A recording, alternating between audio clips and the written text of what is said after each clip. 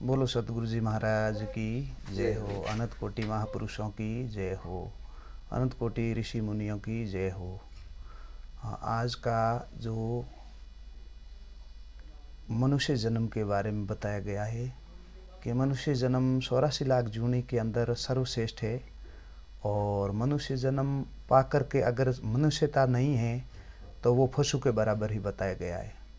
ऐसे महापुरुषों ने बताया है, निंद्रा भोजन भोग भय वो नर पशु समान, नर में निज ज्ञान अधिक ज्ञान बिना पशु जान। अगर मनुष्य के अंदर ज्ञान नहीं है तो वो पशु के बराबर ही बताया गया है।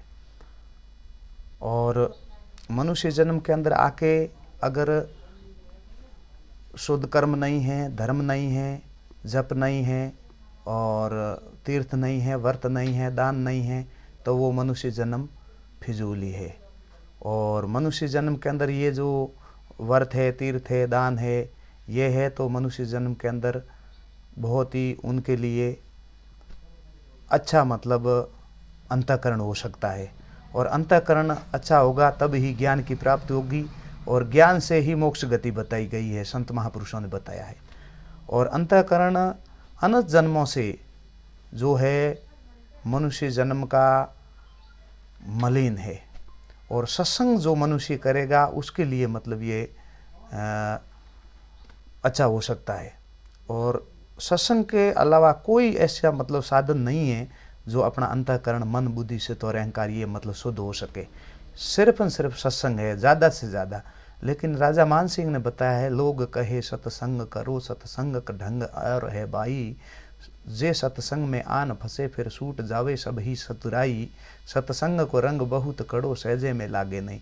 सत्संग रो रंग बहुत कड़ो है और हो रे तो लागे को नहीं। अगर जे लाग जावे तो पस वो सो जावे जो को जागे को नहीं, यानी कि ज्ञान की नींद में। और अज्ञान की नींद में जग जाता है और ज्ञान की नींद में वो सो जाता है। तो इस प्रकार मनुष्य जन्म के अंदर सबसे सर्वश्रेष्ठ है खान पीन।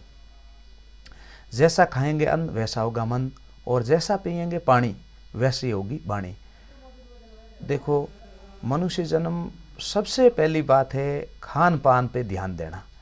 तो शराब है और मिट्टी है, मदिरा है, ये मतलब नहीं खाना और पीना सही है मनुष्य जन्म को। मनुष्य मात्र के लिए ये नहीं है। और जो ये खा पी रहा है तो उसके लिए वो अगले जन्म में नरकी है। ऐसा शास्त्रों में और वेदों में बताया गया है कि जितनी इस पशु के ऊपर जितने बाल है उतना वर्ष घोर नरक में उस जीव को रहना पड़ता है। क्यों? कि वो जो हिंसक बताया गया है कि जो हिंसा करता है किसी जीव की, निर्बल जीव की, जो अणसमझ जीव है उनको मारता सताता है उसके लिए। तो ऐसे मतलब बताया गया है। पिंपे जी महाराज ने भी बताया है, पीपा पाप ना करिए अड़गो रहिए आप, करनी आपो आपरी कुण बेटोन कुण बाप। अच्छा, और दूसरो भिड़े बतायो कि जीव मार जोर करे खाता करे बखौण, पीपा प्रतीक देख ले थाली में मसौण। तो मरा हुआ वो तो साये कैसा भी है, वो मरा हुआ है वो तो मसौण ही होता है। और ऐसे एक पंजाबी संत हुए हैं, उन्होंने भी मतलब मनुष्य जन्म को ज्ञान दिया है, बताया है कि अड़ियाँ सब दंत भी घस गए, तेनू शर्म ना आई, तेरा भी कोई गला काटे तू जाने पीड़ पर आई। तो देखो, निर्बल जीव का अगर गला काटेंगे तो वो तो बोल नहीं सकता है। और अगर अपना भी कोई गला काटे या कुछ भी करे तो अपने को कैसा सहन होता है बताओ।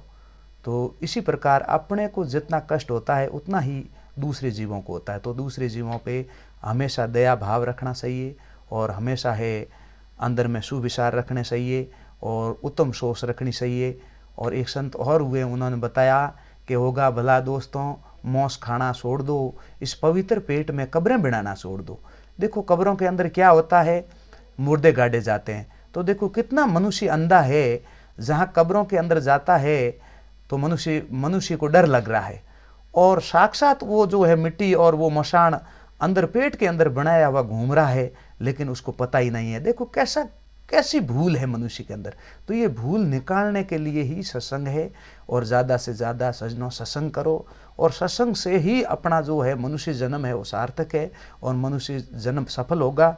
और आगे जो है हो सकता है अच्छे जो सत्संग करेगा और जो सतभाव रखेगा और जो सत्संग में सदा रहेगा और अंदर जो है पवित्र भावना रखेगा, उनको अगले जन्म में जो पवित्र कुल में उसका जन्म होगा और अच्छे मतलब खानदानी घर के अंदर जन्म होगा और वो धनवान और वो बहुत ही अच्छा मतलब पवित्र होगा मनुष्य, और मनुष्य योनि मिलेगी उनको। और यहाँ चोरी, जारी, जीव हत्या, डंकेती, लूट पाट, व्यभिचार, निंदा और सुगली, ऐसे जो व्यभिचार रखेगा उनको सीधा नरक होगा। किसी जाति का कारण है नहीं, और जाति साए इस संसार में बनाई हुई है, और भगवान के घर में कोई जात पात है नहीं, और जात सिर्फ है जो मनुष्य से दूसरी जात का, कुत्ता दूसरी जात का है और गधा दूसरी जात का है और गायें वगैरह ये दूसरी जात का है, लेकिन मनुष्य है वो सब ही एक है। और मनुष्य के अंदर दो बना दिया, नर और नारी। और वैसे इस शरीर के 4 वर्ण हैं, क्षत्रिय नहीं, ब्राह्मण जो सिर को कहते हैं, क्षत्रिय हाथों को कहते हैं, वैश्य पेट को कहते हैं, शूद्र पैरों को कहते हैं, और इन पे ही सारे इस संसार में जातें बनी हुई है। और जो ब्राह्मण किसको कहते हैं? ब्राह्मण उसको कहते हैं जो मन को अपने काबू में रखता है और हमेशा शीलवान रहता है, हमेशा दयावान रहता है, हमेशा है अपने हृदय के अंदर सच्चे विचार होते हैं, उसे ब्राह्मण कहते हैं। और क्षत्रिय किसको कहते हैं? जो दूसरों की रक्षा करता है और जो 500 इंद्रियों को जिसमें वश में कर दिया है जिसने, उसे क्षत्रिय कहते हैं। और वेशी किसे कहते हैं? वेशी उसको कहते हैं जो 5 विषयों को जिसने समझ लिया है, उसे वेशी कहते हैं। और शूद्र किसको कहते हैं? शूद्र जो है सबकी सेवा करे, परमात्मा की सेवा करे, दया भाव रखे और धर्म के अंदर भी मतलब बहुत ही अच्छा रहे, उनको जो है शूद्र कहते हैं। तो इसी प्रकार मनुष्य जन्म के अंदर अपन को आके फिर बाद में मनुष्यता रखनी है, और कोई जाति का कारण है नहीं। और मनुष्य के अंदर अगर मनुष्यता होगी और ज्ञान होगा तो ये मनुष्य जन्म सार्थक होगा, अगले जन्म में भी मनुष्य जन्म मिलेगा। और अगर मनुष्यता नहीं है और अंदर में बुरे विचार है, बुरे भाव है, तो वो अगले जन्म में कोई ऐसा ही जन्म मिल जाएगा। संत महापुरुषों ने बताया है, काल करे सो आज कर ले, आज करे सो अब कर ले, पल में परले होगी फेर करेला कब। देखो पल में परले होने वाली है और पता नहीं ये सांस बाहर आ रही वो अंदर जाएगी या नहीं जाएगी, और पता नहीं ये अंदर गई वो बाहर आएगी या नहीं आएगी। तो अपन मनुष्य जन्म को विचार करना है। बोलो सतगुरु जी महाराज की जय हो।